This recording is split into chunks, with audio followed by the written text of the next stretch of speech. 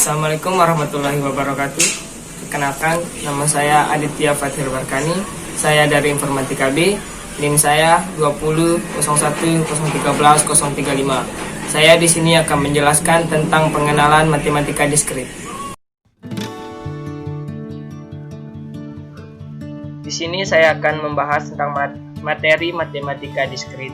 Matematika diskrit itu adalah salah satu cabang ilmu matematika yang mengkaji objek-objek yang bersifat diskrit atau diskontinu. Lawan kata diskrit yaitu kontinu atau terus-menerus. Contohnya, himpunan bilangan bulat atau integer, di mana antara satu bilangan dengan bilangan yang lainnya masing-masing berdiri sendiri atau tidak ada hubungannya. Topik-topik yang dibahas atau dipelajari dalam matematika diskrit yaitu 1. Logika dan penalaran, 2. Teori himpunan, 3. Metrik, 4. Relasi dan fungsi, 5. Induksi matematik, 6. Algoritma, 7. Teori bilangan bulat, 8. Barisan dan deret, 9. Teori grup dan ring, 10. Aljabar boolean, 11. Combination, 12. Teori peluang diskrit, 13. Fungsi pembangkit dan analisis recurrence, 14. Teori graf, 15. Kompleksitas algoritma, 16. Otomata dan teori bahasa formal. Struktur matematika abstrak yang digunakan untuk menyajikan objek dan relasi antar objek, yaitu himpunan, relasi, permutasi dan kombinasi, graf, pohon, dan finite state machine. Mengapa kita harus mempelajari matematika diskrit? 1. Mengajarkan mahasiswa untuk berpikir secara matematis, mengerti argumen matematika, mampu membuat argumen matematika. 2.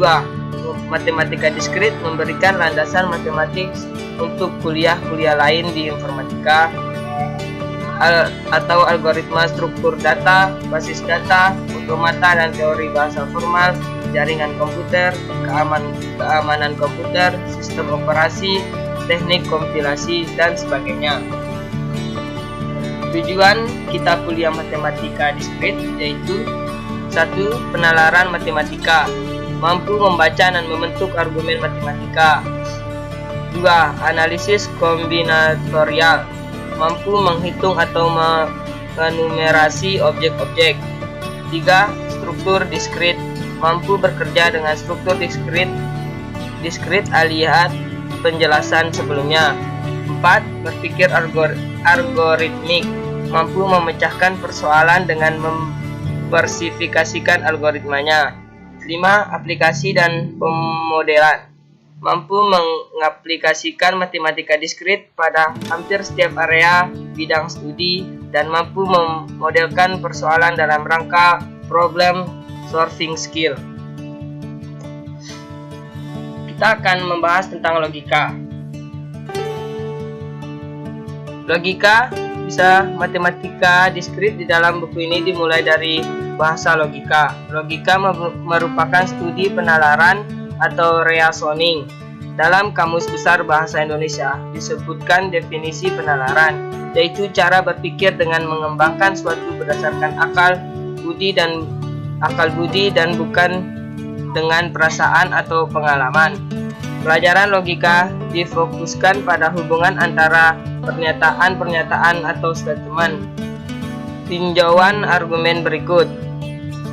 Semua pengendara sepeda motor memakai helm. Setiap orang yang memakai helm adalah mahasiswa, jadi semua pengendara sepeda motor adalah mahasiswa. Meskipun logika tidak membantu menentukan apakah pernyataan-pernyataan tersebut benar atau salah, tetapi jika kedua pernyataan tersebut benar, maka penalaran dengan menggunakan logika membawa kita pada kesimpulan bahwa pernyataan semua pengendara sepeda motor adalah mahasiswa juga benar.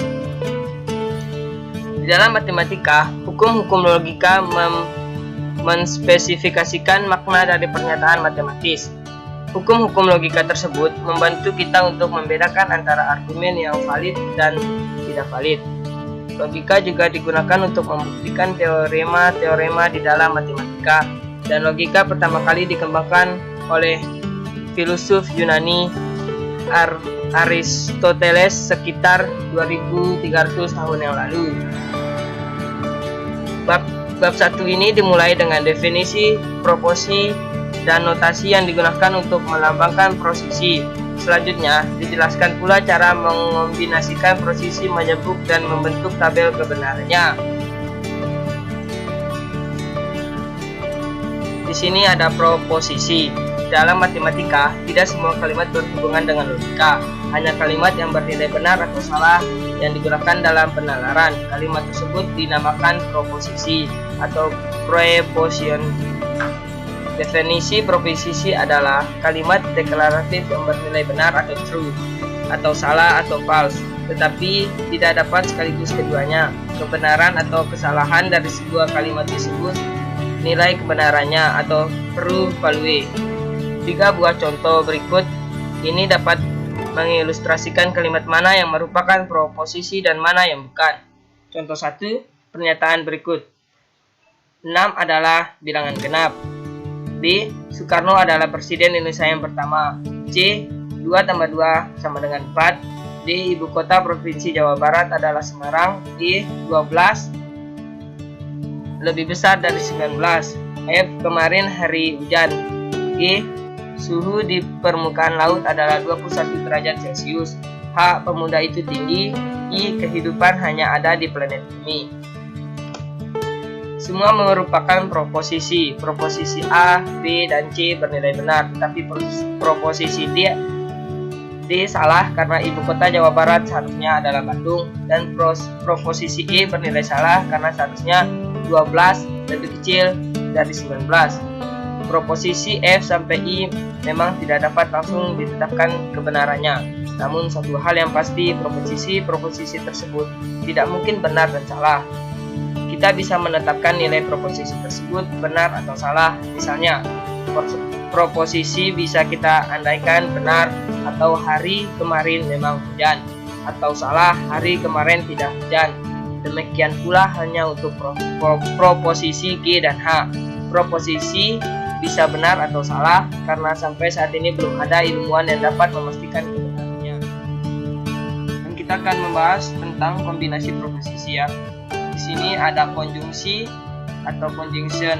P dan Q dinyatakan dengan notasi P konjungsi Q adalah proposisi P dan Q. Disjungsi atau disjunction. P dan Q dinyatakan dengan notasi disjungsi. Disjungsi Q adalah proposisi P atau Q. Ingkaran atau negation dari P dinyatakan dengan notasi ingkaran P adalah proposisi tidak P. Catatan, beberapa literatur menggunakan notasi P, min P atau non P untuk menyatakan ingkaran. Kedua, kata tidak dapat dituliskan di tengah pernyataan. Jika kata tidak diberikan di awal, maka ia biasanya disambungkan dengan kata benar menjadi tidak benar. Kata tidak dapat juga diganti dengan bukan, tergantung pada rasa bahasa yang tepat untuk pernyataan tersebut. Berikut contoh-contohnya. P sama dengan hari ini hujan, Q sama dengan murid-murid diliburkan dari sekolah. Maka P konjungsi Q sama dengan hari ini hujan dan murid-murid diliburkan dari sekolah. P disjungsi Q sama dengan hari ini hujan atau murid-murid diliburkan dari sekolah. Ingkaran P sama dengan tidak benar hari ini hujan, atau dalam kalimat yang lain yang lebih lazim hari ini tidak hujan. Sekian presentasi dari saya. Mohon maaf bila ada yang kurang atau kata-kata saya terbata. Mohon maaf ya teman-teman. Wassalamualaikum warahmatullahi wabarakatuh.